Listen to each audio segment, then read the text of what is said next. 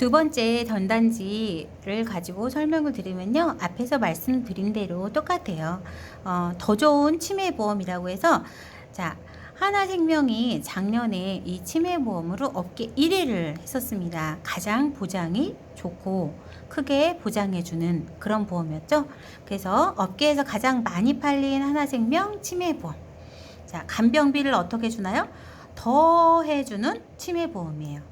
자, 우리가 치매라는 게 중증 치매만이 아니고 CDR 척도 1의 경증 치매일 때, 그 다음에 CDR 척도 2일 때 중등도 치매, CDR 척도 3일 때 중증 치매, 이때 중증 치매일 경우에 간병비를 지급을 해주는 거예요.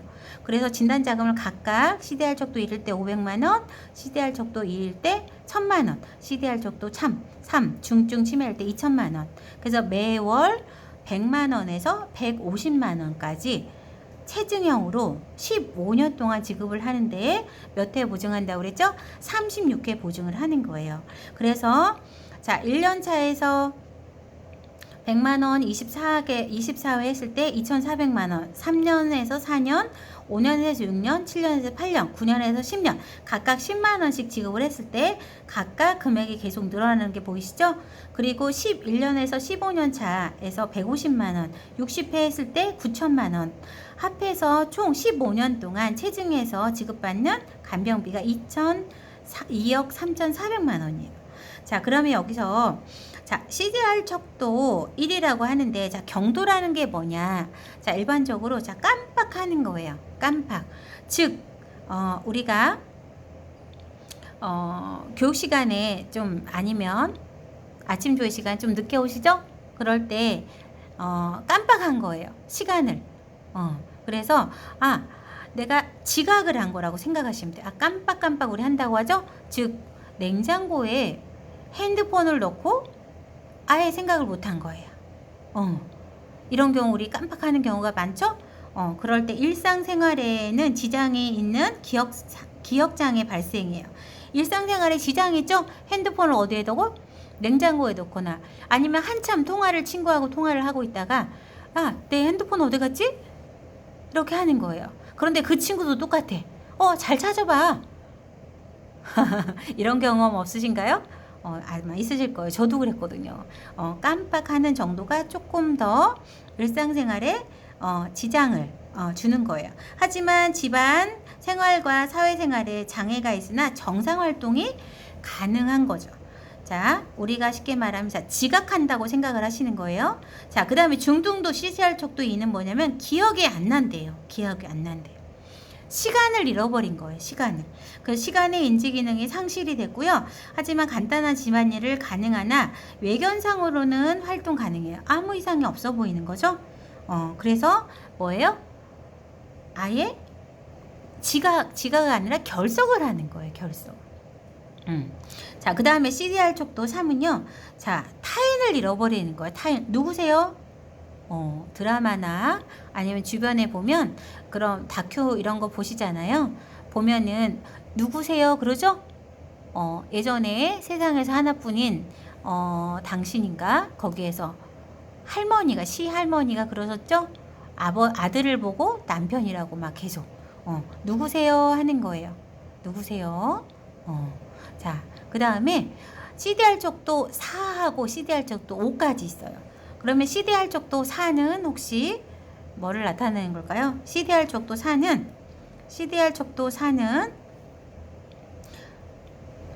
언어를 잃어버리는 거. 언어. 말을 잃어버리는 거예요. 그래서 뭐 이렇게 얘기하죠? 발달장애나 아니면 내성마비 분들이 하는 그런 언어 같이 얘기를 해요. 자, 그러면 CDR 척도 5는 뭘까요? CDR 척도 가장 무서운 거예요. 자신을 잃어버리는 거예요. 자신을. 자, CDR 척도 3의 중증은 타인을 잃어버리는 건데, 이제 CDR 척도 5는 자신을 잃어버리는 굉장히 무섭죠?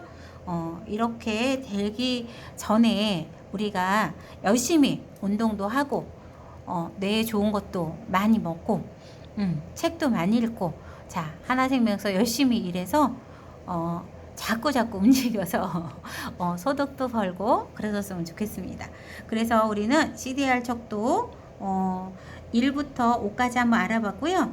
자, 그런데 자, CDR 척도 여기 밑에 뭐가 돼 있죠? CDR 척도 밑에 하나생명은 치매 진단 자금 지급 시 뇌 영상 검사상 이상 소견을 나올 것으로 조건을 하지 않습니다라고 돼 있어요. 이건 뭐냐면 제가 다음 시간에 가입 설계서를 보고 한번 말씀을 드리겠지만 원래 뇌에 문제가 발생이 되는 거예요. 질병이 발생이 되는 거잖아요.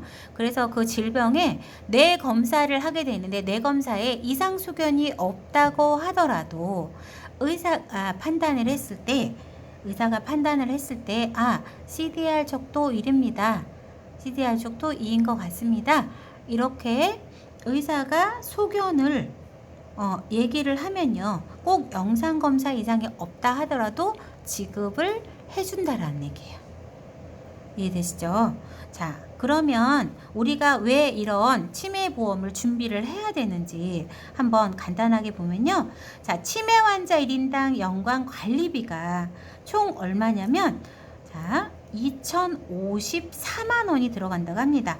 자, 어떠한 관리비용이냐면 직접 의료비, 직접 치료비 있잖아요. 검사비, 치료비 이런 거. 그 다음에 직접 비의료비는 간병비예요. 간병비가 671만원. 그 다음 장기 요양비용입니다. 요양비용, 요양병원에 간다든지, 그 다음 간접비용. 기타 간접비용이 들어가 있죠. 그래서 총 2,054만원. 연간 관리 비용이 들어가요.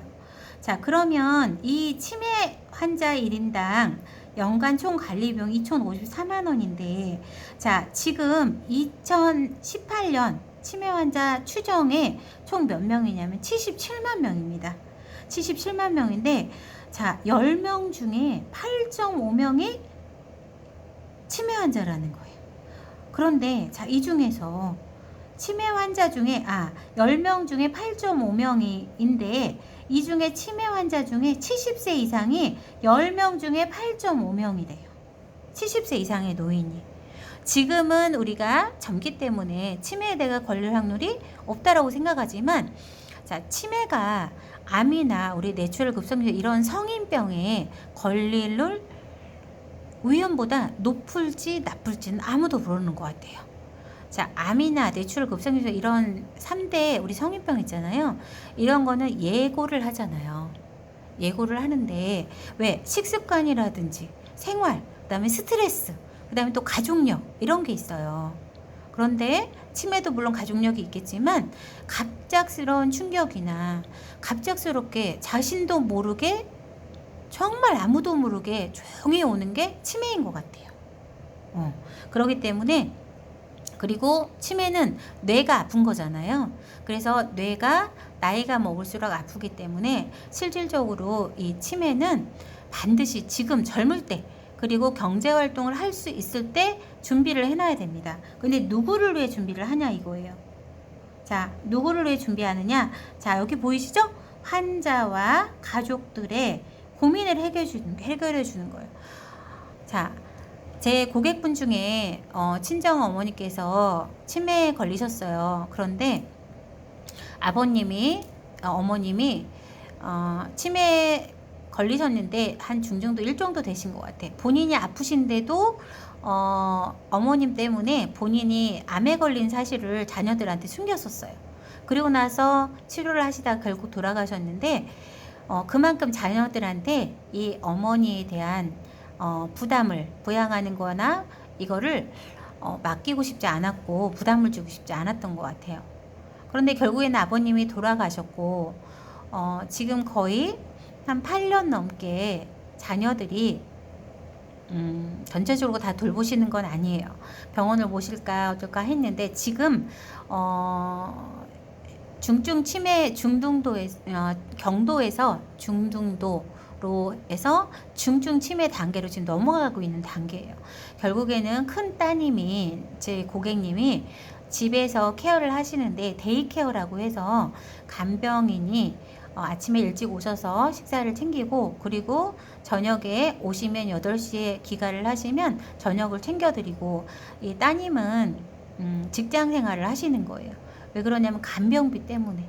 그렇다고 가족 자녀들이 형제들이 나누어서 이 간병비를 다 부담을 하지는 못하시더라고요. 그렇기 때문에 우리가 지금 경제활동하고 내가 젊었을 때 나와 또 가족을 위해서, 특히 자녀들을 위해서 꼭 준비를 해야 되는 게 저는 간병비 더해주는 치매보험이라고 생각합니다. 여러분도 그렇게 생각하지 않으시나요? 자, 그리고 치매보험을 아무나 들 수 있지는 않습니다. 자, 언더라이팅에 대해서는 다음 시간에 하도록 하겠습니다.